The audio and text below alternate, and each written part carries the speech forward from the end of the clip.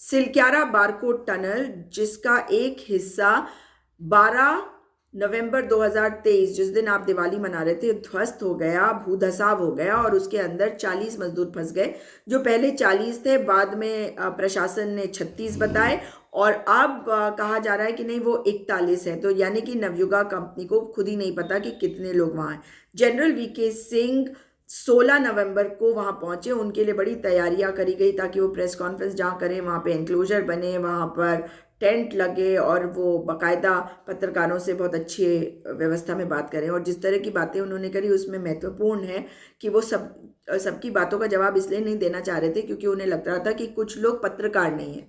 General VK Singh, you are nobody to decide कि कौन पत्रकार है कौन पत्रकार नहीं है। इस देश का हर नागरिक आज आपसे सवाल कर रहा है, आपको हर सवाल का जवाब देना चाहिए था। लेकिन इन्होंने एक व्यक्ति जिनकी आवाज़ आप सुन सकते हैं उस वीडियो में, जहां वो कह रहे हैं कि मैं एक वकील भी हूं और मैं एक सिविल इंजीनियर भी हूं और मैं आपसे सवाल करना चाहता हूं, उसके सवालों का जवाब देने से के लिए ये तैयार नहीं थे। वहां पारदर्शिता नहीं है। बट ये हम समझ सकते हैं कि जो लोग इस वक्त बचाव कार्य में जुटे हुए हैं वो बात नहीं कर सकते। लेकिन समय समय पर, और या मैं कहूँ कि 12 तारीख से अब तक ये पहला रिपोर्ट जो है इस तरीके का आया। ये प्रेस विज्ञप्ति है, ये रिपोर्ट है, नहीं पता, क्योंकि एक जांच समिति भी बनाई गई थी 6 लोगों की।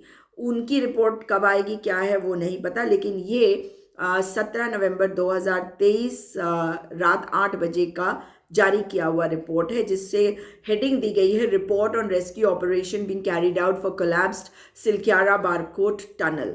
इसके इंट्रोडक्शन में ही सफाई देने की कोशिश करी गई है और ये चार धाम प्रोजेक्ट का हिस्सा है। चार धाम प्रोजेक्ट को वैसे भी ऑल वेदर रूट क्यों कहते हैं मुझे आज तक समझ में नहीं आया, क्योंकि कपाट बंद हो जाते हैं सारे धामों के और भगवान जो हैं वो अपने अज्ञातवास में चले जाते हैं। वहां से वो लोगों से नहीं मिलते हैं, या मैं यूं कहूं कि वो उस वक्त अकेले होते हैं और लोगों के लिए उनके कपाट नहीं खुलते। तो ऑल वेदर में कोई नहीं जा रहा। लेकिन इसमें बताया गया है कि राडी पास के नीचे यमुनोत्री और गंगोत्री के बीच के रास्ते को जोड़ने के लिए और सफर को 26 किलोमीटर कम और 1 घंटा जो ट्रैवल का टाइम है वो करने के लिए, कम करने के लिए ये बनाया जा रहा है। इसका जो लंबाई है इसकी वो है 4,531 मीटर। ये MORTH, ministry of road transport and highways के तहत NHIDCL के द्वारा बनाई जा रही है, जिन्होंने ये कार्य दिया नवयुगा इंजीनियरिंग कंपनी लिमिटेड को। और इसका जो पूरा लागत आएगी वो है 853.79 करोड़। यहाँ पे आपको बता दूं कि ये 4 साल में बनना था, लेकिन ये करीबन 7 साल में बनने की अब बात करी जा रही है।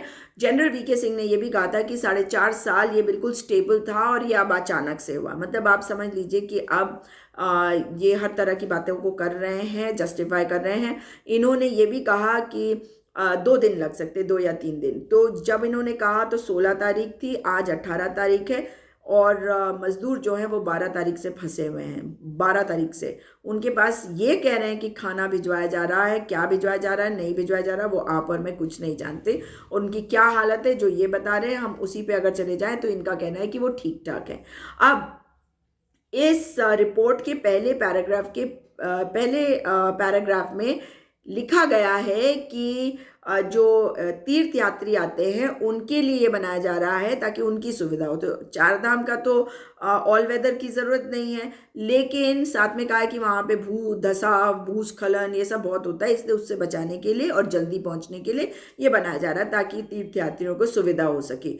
अगर जनरल वीके सिंह कहते हैं कि ये पहाड़ बहुत कम उम्र के हैं, इसमें मिट्टी और पत्थर है तो, और चट्टान नहीं है, तो यानी कि चट्टान काट के आप नहीं बना रहे हैं, तो ये करने के पहले क्या आपने सोचा है कि आप सीमेंट से कितना भी मजबूत बना लेंगे, ऐसे करके टनल मिट्टी और पत्थर के बीच में खोद खाद के बना भी लेंगे, तो ऊपर जो पहाड़ है वो कितना बड़ा है, वो धीरे धीरे वो तो पहाड़ तो सेटल होता है, तो कभी ना कभी तो वो नीचे ही आने का उसका हो सकता है ना।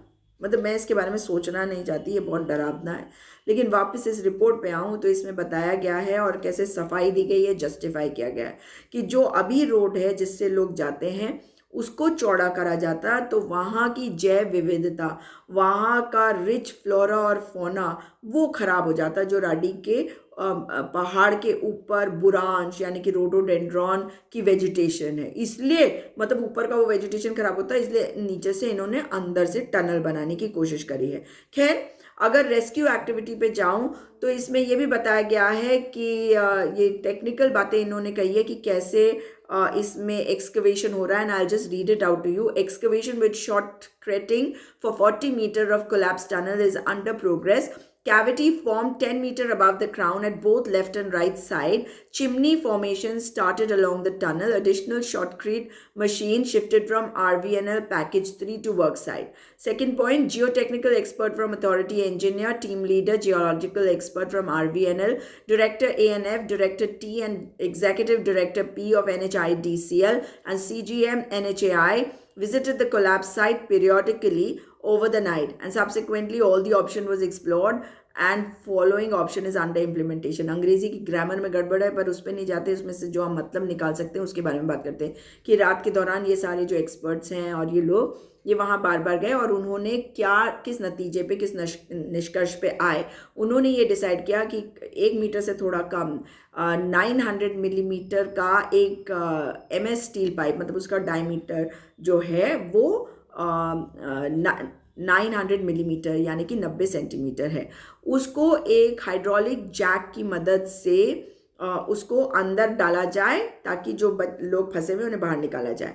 अब 8 बजे रात 17 नवंबर 2023 की रिपोर्ट बताती है। इसमें इन्होंने 4 पॉइंट दिए हैं। पहला पॉइंट कि पानी, खाना, ऑक्सीजन और इलेक्ट्रिसिटी वहाँ जो मजदूर फंसे हुए हैं उन तक है। टनल के अंदर सब कुछ टूट गया मगर और खाना भी भेजा जा रहा है, पानी भी भेजा जा रहा है और ऑक्सीजन भी वहाँ पे भेजी जा रही है ताकि वहाँ ऑक्सीजन की सप्लाई में कमी ना हो। और ये कह रहे हैं वहाँ पे बिजली है, मतलब वहाँ पे लाइट जली हुई है, कुछ भी बोल रहे हैं। और ये कह रहे हैं कि जो छोटे फूड पैकेट्स हैं उनको बार बार वो उन तक पहुंचा रहे हैं। ये पहले दिन भी उन्होंने कहा था कि चने के पैकेट्स को, छोटे पैकेट्स को कंप्रेस्ड एयर से उसके अंदर भेजा गया है और जो अंदर मजदूर हैं उनका कहना है कि उन्हें खाना मिल रहा है और सबका ये कहना है कि वे सुरक्षित है। ऐसा इनका कहना है कि जो फंसे हुए मजदूर हैं वो कह रहे हैं। ये कह रहे हैं अब कि वहाँ 41 मजदूर हैं और हमें नहीं पता कि असलियत क्या है, वो बाद ही में पता चलेगा। ये भी बताया गया है। अब ये दूसरा पॉइंट है कि जो 22 मीटर पाइप का पुशिंग का काम जो है वो कंप्लीट हो गया। 22 मीटर, आपको याद करना दो कि पहले दिन इन्होंने कहा 30 मीटर में धंसा हुआ, फिर अब ये कह रहे हैं कि 40 मीटर में धंसा हुआ और यहाँ पे बताया गया है कि 22 मीटर की पाइप जो है वो अंदर भेजी जा चुकी है। और positioning of 5th pipe was under progress, मतलब 5वीं पाइप को पुश किया जा रहा था और मशीन जो है वो उसको आगे नहीं पुश कर पाई और मशीन जो है वो उठ जा रही थी और उसके जो बेरिंग्स होते हैं वो खराब हो गए थे। और हो सकता है कि जनरल वीके सिंह के हिसाब से हो सकता है अंदर कोई चट्टान आ गई हो जिसके कारण वो आगे नहीं जा पाई और वो खराब हो गई, उसके बेरिंग्स खराब हो गए। It was plan to fix the machine by anchors to avoid uplifting, क्योंकि वो उठ रही थी तो सबसे अच्छा तरीका यही था कि उसको वो भारी चीज़ से नीचे खींच सके। वो समझ में भी आती है बात। और उसके बाद जब इन लोगों ने आपस में डिस्कशन किया, ये डिसाइड किया गया है कि जो ये 90 सेंटीमीटर डायमीटर का पाइप है इसको तभी करा जा सकता है जब ये पाइप और ये जो मशीन है ये एक दूसरे के बिल्कुल सामने सामने सीधे रखा जाए, मतलब इनका इंक्लिनेशन अलाइनमेंट सीधा रहे। ये तो कॉमन सेंस की बात है ना, मतलब अगर आप मतलब ये यहाँ पे मलबा है ऐसे करके और इस पे आप डाल रहे हैं तो अगर ये है तो ये पाइप जो है और ये मशीन उस पाइप को धक्का देगी तो वो तो एक ही अलाइनमेंट होना चाहिए। ये तो नहीं हो सकता कि ये सीधा और ये ऐसे है या ये ऐसे है, मतलब ये इन्होंने इस रिपोर्ट में दिया है तो ये टेक्निकल चीज़ है, वही बेहतर बता सकते हैं। आगे लिखा है, they agree to modify the machine mounting platform by putting additional place below it for which action were taken at site. शायद वो ये कहने की कोशिश कर रहे हैं कि वो मशीन में जब खराबी आई तो उनको लगा कि भाई इसका कारण क्या है, तो वो ठीक बात है कि उसका इंक्लिनेशन सीधा होना चाहिए और पाइप का भी, और जो मशीन है वो सीधी होनी चाहिए, उनकी अलाइनमेंट सीधी होनी चाहिए, ताकि अगर ये ऐसे जा रहा है तो ये इसको सीधा पीछे से पुश कर सके। लेकिन ये जो तीसरा पॉइंट इसमें दे रखा है ये बहुत ख़तरनाक है, क्योंकि कल यानी कि 17 नवंबर 2023 को करीबन 2:45 जब ये कार्य चल रहा था तो NHIDCL के जो अधिकारी हैं और जो वहाँ पर सिक्योरिटी पर्सनल, लोकल पुलिस और जितने वहाँ पे लोग हैं उन सब को एक बहुत ज़ोर का कड़कड़ करके क्रैकिंग की आवाज़ आई कि कुछ जैसे कुछ टूट रहा है, और जो टीम अंदर भी काम कर रही थी उनको भी ये सुनाई दी, और वहाँ पे एक पैनिक वाला सिचुएशन टनल के अंदर हुआ, और जो राहत कार्य का कार्य कर रही है जो टीम वो भी पैनिक कर रही थी।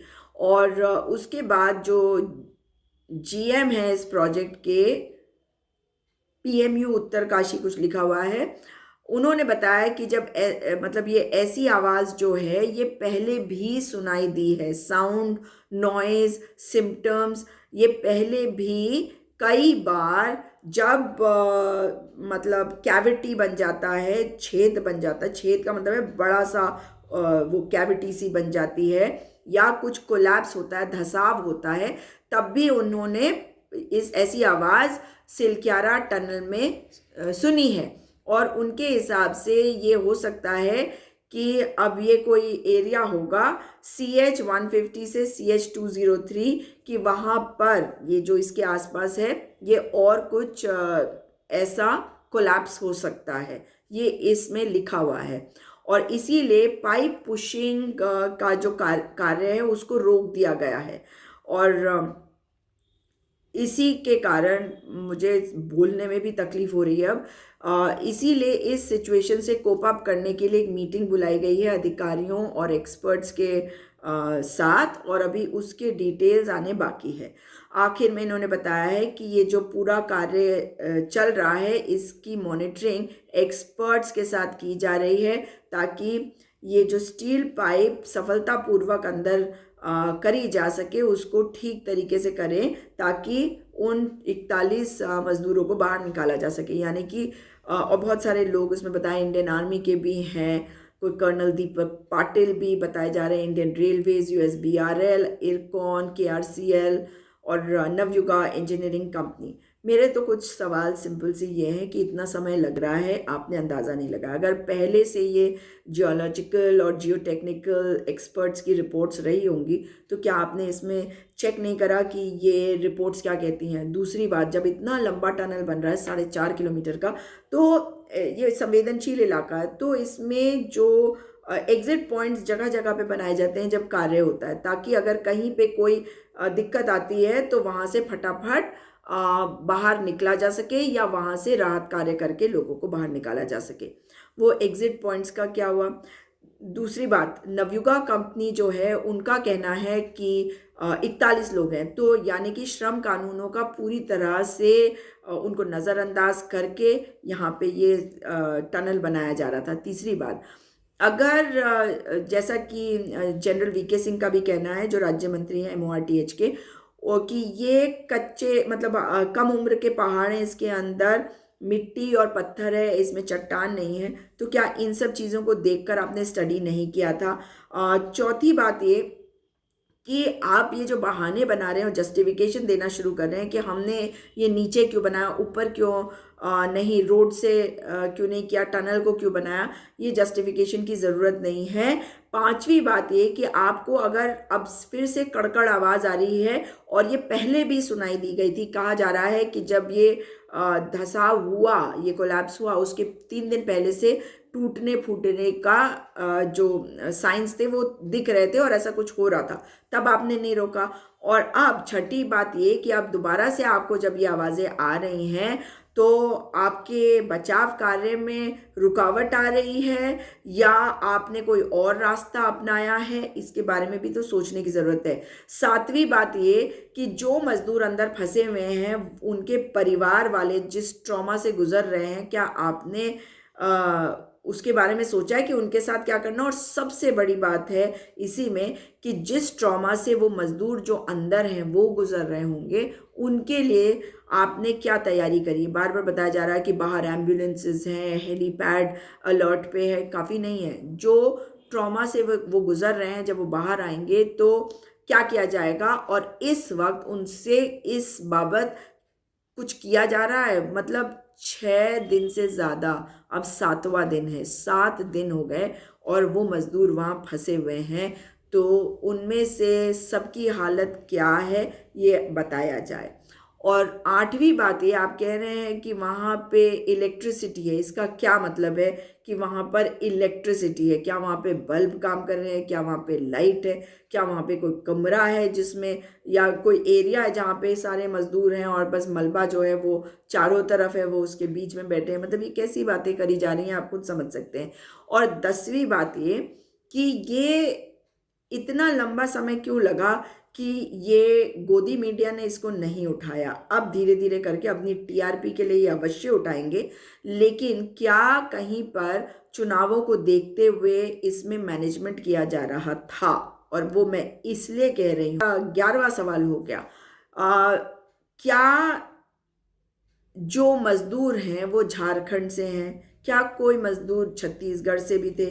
क्योंकि झारखंड से अगर आए थे तो आदिवासी, उनके नाम से लग रहा है कि कुछ उनमें से आदिवासी हो सकते हैं। तो छत्तीसगढ़ में चुनाव थे, तो क्या इस वजह से डिटेल्स अभी तक नहीं आ रही थी बाहर? और 12वां सवाल है मेरा कि मुख्यमंत्री पुष्कर सिंह धामी जी, जिस वक्त आप आदिवासियों के सम्मान के लिए और आदिवासी गौरव सम्मेलन कर रहे थे या कुछ आदिवासियों के साथ उनके जो लोक संगीत का आनंद उठा रहे थे ना, उनके लोक नृत्यों का आनंद उठा रहे थे, उस वक्त शायद कुछ आदिवासी इसमें फंसे हुए थे। क्या आपको ज़रूरी था कि वो करें बजाय इधर ध्यान देने के? और मैं जानना चाहती हूँ कि हमारे प्रधानमंत्री कहाँ हैं? प्रधानमंत्री कह रहे हैं वो वर्ल्ड कप देखने जा रहे हैं। यहाँ 14 लोग फंसे हुए हैं, इनको निकालने का काम, इसकी निगरानी आपको खुद अपने हाथ में लेनी चाहिए। ये जिंदा लोग हैं जो इस पहाड़ के अंदर फंसे हुए हैं, इस टनल के अंदर फंसे हुए हैं, और ये आपका ड्रीम प्रोजेक्ट है, तो जिम्मेदारी आपकी है। इन लोगों के साथ जो ये हादसा हुआ है, इसकी जिम्मेदारी आपके साथ है। मेरा अगला सवाल, नवयुगा कंपनी के ऊपर और NHIDCL के ऊपर अब तक FIR क्यों नहीं दर्ज हुई है? अभी तक किसी को गिरफ्तार क्यों नहीं करा गया है? क्योंकि श्रम कानून हो या पर्यावरण से जो संबंधित नियम कायदे हैं, उन सबको नज़रअंदाज किया गया है। FIR दर्ज क्यों नहीं हुई है अब तक? मेरा 15वां सवाल, कोई इस्तीफा क्यों नहीं दिया गया है? किसकी वजह से ये प्रोजेक्ट बना? किसका है ये प्रोजेक्ट? मैं ड्रीम प्रोजेक्ट वाले प्रधानमंत्री की भी बात नहीं कर रही हूँ।